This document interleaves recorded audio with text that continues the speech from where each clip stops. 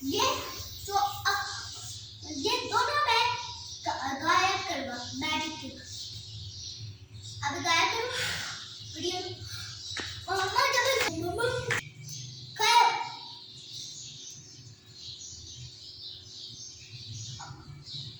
वो मेरी चप्पल ना गायब हो जाए बस।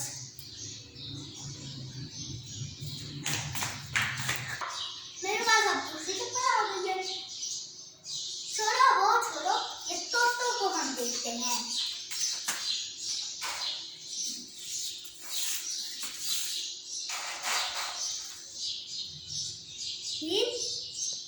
खाना खा लिया? नहीं अभी खा रहा है।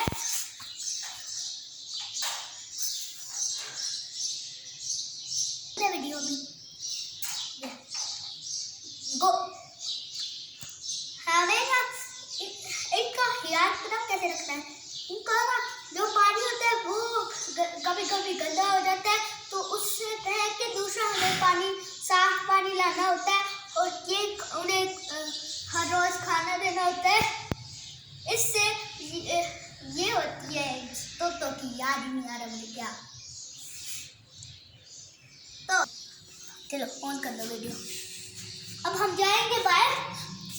बारिश का मौसम बन रहा है यहाँ पे।